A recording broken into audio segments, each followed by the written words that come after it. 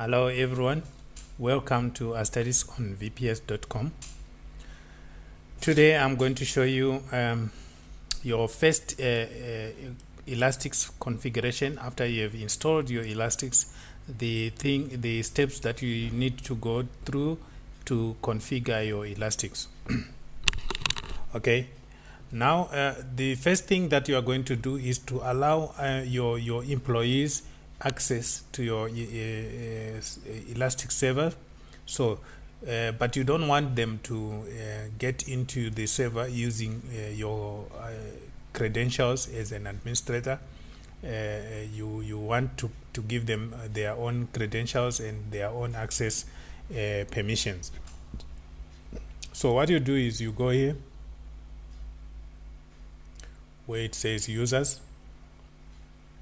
Okay, now when you get to the users, you will find that there are 3 groups already created here. You can create more groups if you want, but there are 3 groups created by default with different access configurations. The administrator has access to everything else, to everything on the system, right? So operator, you can choose this to make it something else, but normally operators is for call agents. Let's say you are operating a call center, so your agents are operators. So you see, so like I said, Elastix comes with 3 different groups with different permissions. You can set the permissions by clicking here, group permissions,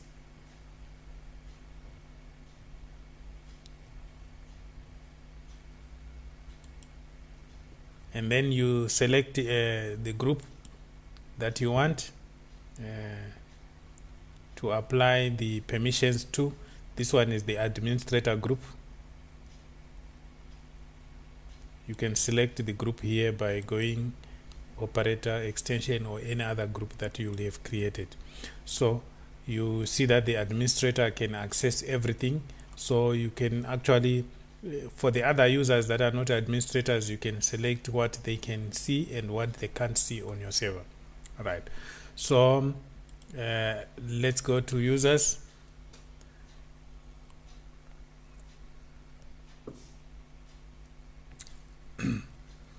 I've created an employee user who is an administrator, which means it's not just it's not you who is the main administrator, but this guy is going to run your server, is going to be checking whatever the problems are. You want to give him total access to the server. So that's the one that we have created there.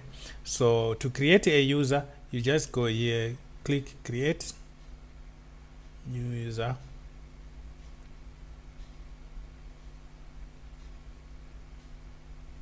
and then you put the login here, like employee 2 or employee whatever, the name of that employee, the password that is going to use, and the level of access here.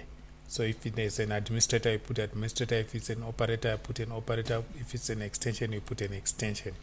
Right. So what I want to say before I proceed here is that normally you don't want your extension users to have access to this panel, but in case you are offering things like fax and emails and you want them to access their faxes and their emails to this in this user interface, you can create manually create their accounts there. Maybe you are offering email service and fax services as an add-on or a value-added service, and so it means you are not going to give everyone access to it, but only the you're paying users or pay users who are allowed to use those services. Okay. All right. So That's where the initial thing. And if you want to make backups of your systems, you can of everything that you have, or some things that you have on your server, you can just go here to create backups and perform. You can actually backup or to an FTP, which means an outside offsite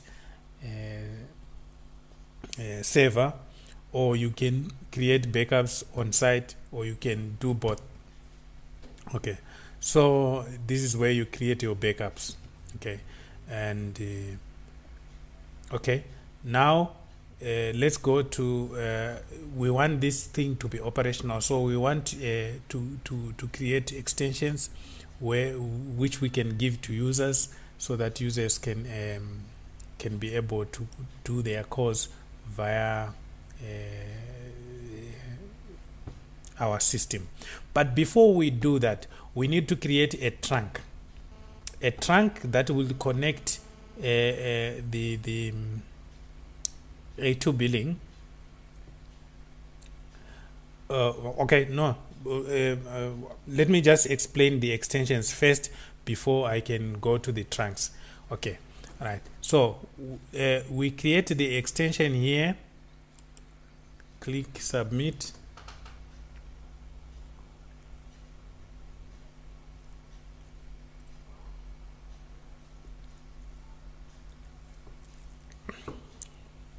So extensions can call each other, their internal devices. So one extension can call another extension, and it's like let me give you a scenario where you are having a Skype. The guy using Skype and the guy using Skype, when they call each other or they communicate with each other, these are basically extensions in the server which are communicating. So there's no need to build these extension calls. You see, if you want to build extension calls, you don't need to create your extensions in FreePBX. You create your extensions in A2 billing, right? But there are some advantages to creating your extensions in FreePBX. Okay, so now we have created our extension there. The name of that guy is Jane Doe. Right here, CID alias. If you want to send a caller ID which is different from that 4000, you can put any other caller ID that you want to send to your internal SIP. Let's say you are calling another SIP. You can also use that. Here, SIP alias, you can use a name instead of your extension. So if you don't want this 4000 or this one to appear, you want a friendly name, you can even put your name here, John Jane Doe, as your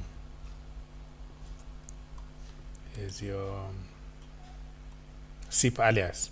Okay, your outbound CID. This is the caller ID that you want to appear when you call outside the PBX. You see, when you call outside the PBX, you want a CID that shows. You can use 4000 if you want it to show as 4000, or you can maybe use your mobile device here, the customer's mobile device here. You can even put it here, and or you can put the customer's A2 billing account, something like that. Okay, so here we go. Right, I'm going to leave it as 4000. Okay, here where it says emergency CID dialing, this is the number that you want to send. If you are let's say you are dialing 911, you want to send a caller ID that identify the name of the name and location of the person calling. So you'd rather here put your number, your physical phone number from your local telecom, that is at your home number. Okay, so that when you call 911, this number, whatever this number is, it will be transmitted to the E911 service, and they will be able to retrieve your information immediately. Okay, so now I'm going to leave it like this. Okay, if you have assigned a DID to that guy, to that extension, you can put your DID there. You can put the description there and the DID number and the DID caller ID. Here you put a secret. Secret is the password. So your password must at least have 2 letters. At minimum, it must have 2 letters and 2 numbers. So I'm going to use demo123 as my password. Right. Okay. Here, if you want to enable dictation services, like you want somebody to be able to speak, and when they are speaking and you are recording, and that message is transmitted through an email address to an email address. This is what you do. You enable here, and then you choose the file format that you want here, either for this GSM or WAV. So let's put WAV, which is common, and then we put our Jane Doe email here, Jane Doe at domain.com. Okay, right, and okay, next. Language code, you can leave this empty, it's fine. Okay, recording incoming. Do you want to record incoming calls to this call to this extension? Suppose it's a customer relation extension, and you want to record all calls for quality purposes. You can actually record all incoming or all outgoing calls, whatever calls you can record if you want. You just put always record or never record if you don't want to record at all, or on demand if you want people to use feature codes to be able to record. Okay, then here we go to voicemail. You can enable voicemail, or you can leave it disabled the way you want to this particular extension. So you can it is possible to enable voicemail to some extensions and disable voicemail to some extensions. So it depends on you. Okay, so let's say this is our email. Password, you can put a password there, which is numbers in numbers. You can put a password, a pin there, or you can leave it open to just access the password without a pin. So now I'm going to put this email address is where the voicemail message is going to be sent, and pager email address. Pager email address, if you check like this, it's a pager or mobile email address that short voicemail notifications are sent. So suppose you've got a mobile email address, or an email address that is attached to your mobile, of which if somebody sends an email address and an email message to that address, it arrives as an SMS on your phone. So it's normally in the form of, let's say, 7259835 then you put the domain of the operator. You need to check with your operator what your email address is for your mobile number, or in some cases you need to register with them to have that kind of email. So let's say this guy is using Verizon, and the email address for it's Verizon.com. okay, at verizon.com, right? So that's when there is a voicemail on the SIP account.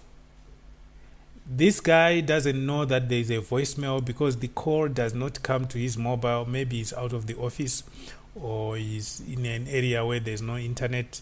He cannot access his SIP phone. So a short message is sent to his mobile number so that he can be able to, he knows that there is a voicemail that has arrived in my SIP account. Okay. So this is why this pager is, when this pager goes, it doesn't go with the attachment. It goes on its own. So if you don't want this pager, remove it. But if you want it, leave it like that. We are going to leave it like that. Okay, right. So now you are going to have options here. Do you want an email attachment of your voicemail? If you want an email attachment of the voice, you put yes. If you don't want an email to be sent with that attachment of a wave, you press no. So I'm going to say yes. Do you want it to play the CID?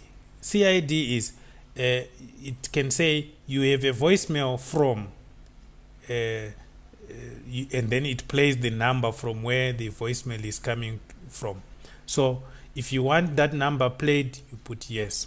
Okay, here it says play envelope. Envelope controls whether or not the voicemail system will play the message envelope, which the envelope includes the date and the time of the message. So it will say you have a voicemail message that was sent on today at so much time, or that was sent Thursday, or whatever the time that it can play. So if you want that time to be played, then you put yes, because that is the envelope. If you don't want it to play that message to give you the time and date, you put no. Okay, once your voicemail has been sent, right? Do you want it deleted? Once your voicemail has been sent to your email attachment, do you want it deleted? If you leave this at yes, it means you won't be able to access this voicemail via your SIP phone. You will only be able to receive the voicemail, right? If you leave it at no, you'll be able to receive the voicemail, and you also be able to retrieve the voicemail, right? But it will not delete the voicemail. Okay, so it is up to you to choose whatever you want to use. We are going to leave all these other items as default. Then we submit.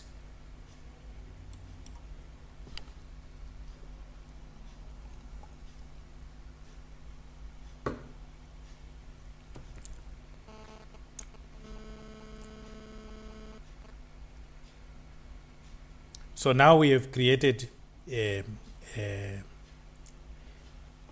extension. We can do the same thing again to create another extension and another and another and another. So it's fine, right? But when you create an extension, if you click on that extension,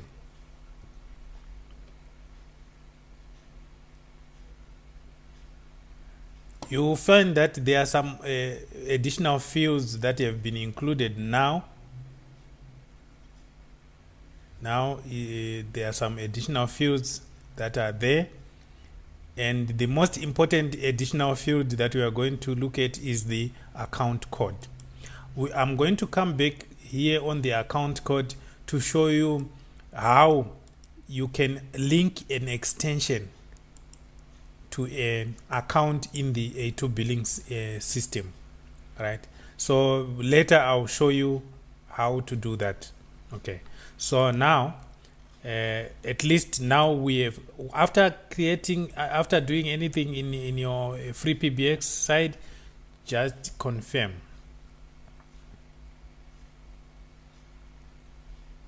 Okay, so now we have learned how to put in a new customer, an extension number, you see. So and if actually also on that extension thing, if you see these are the when you want to set up your SIP account. Let's say you are using let's say Zoipa.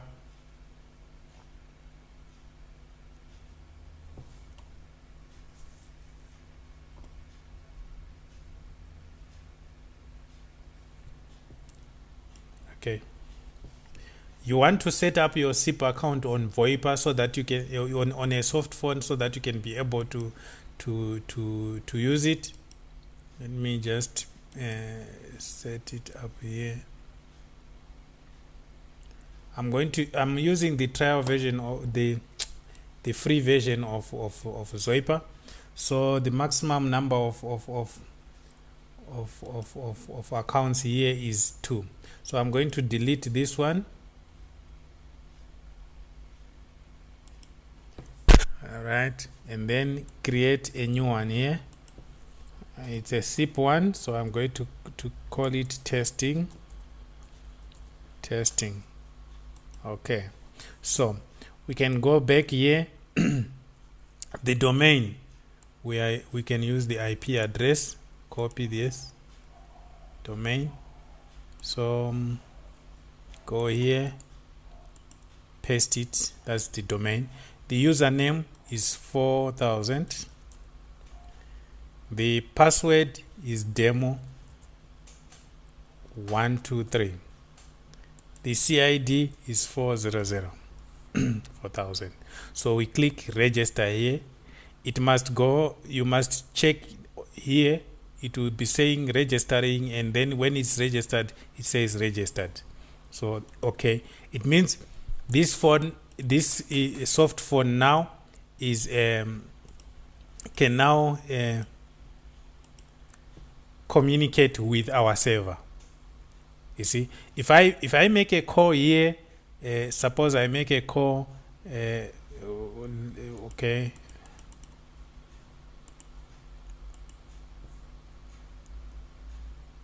The person at extension 4000 is on the phone. Please leave your message after the tone. When done, hang up or press the pound key.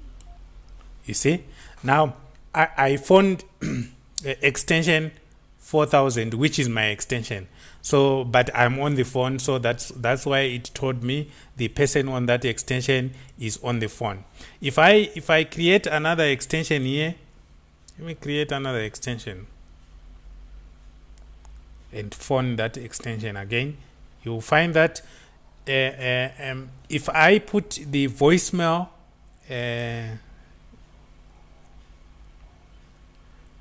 if I put the voicemail option, then it when I phone that extension, then it will put that thing. It will send my call to the voicemail.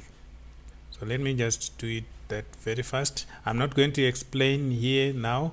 I'm just going to do it fast, since I've already explained what each field is for.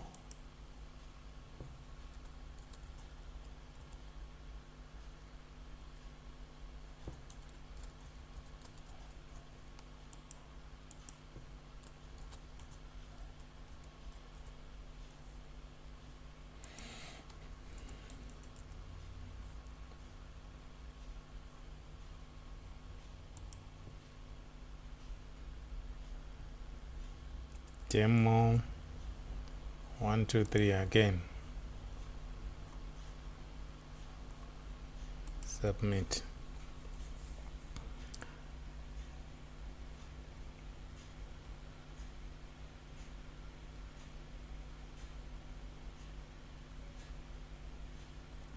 Okay, I forgot to enable my voicemail here, so let me go back and enable the voicemail.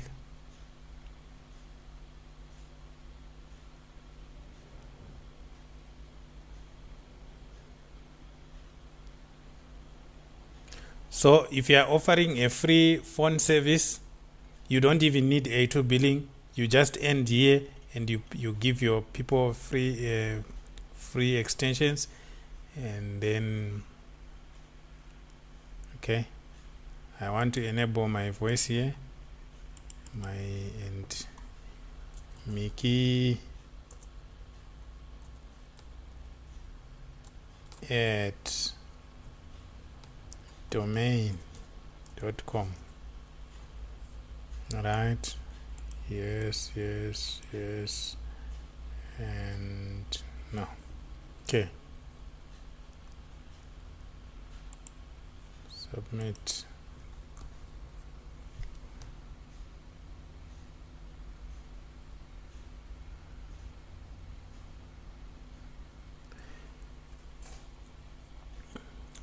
Every time you do something on Elastix or on the free PBX side, you need to apply. we don't Elastix is combining everything, free PBX and A2 billing, but it's in a box. Like you see this, it's embedded. These fields are from free PBX, but they are embedded here. So if you want to access the unembedded free PBX, you go there, and you go there. First of all, you need to remove the settings that prevent you from going there. It will tell you exactly which settings. So, but I encourage you to leave the unembedded PBX. Don't touch it, otherwise you might break your things in Elastix, or you can create a security vulnerability by making your free PBX available to anyone else. Okay, now what I'm going to do now is I'm going to phone 4001, but 4001 is Extension 4001 is unavailable. Please leave your message after the tone. When done, hang up or press the pound key. you see. So this is how it is.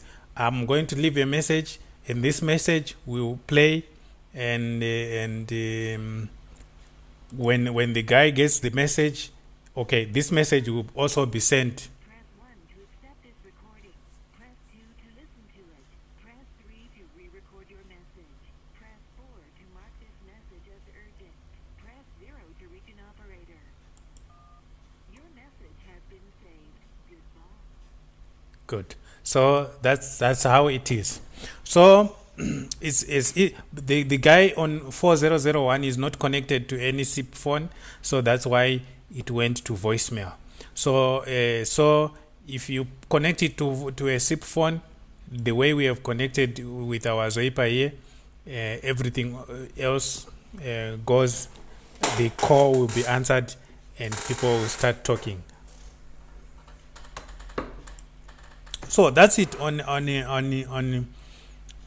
initial setup, creating your customers, and in the next video, I'm going to show you how to link to create trunks, how to create trunks to make outbound calls. And we are still in free PBX. Then I'll also show you how to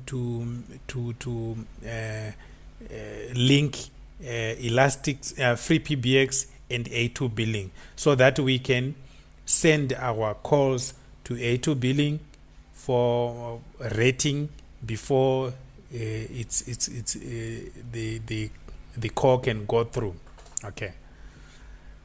So thank you for watching this video, and let's meet in the next video.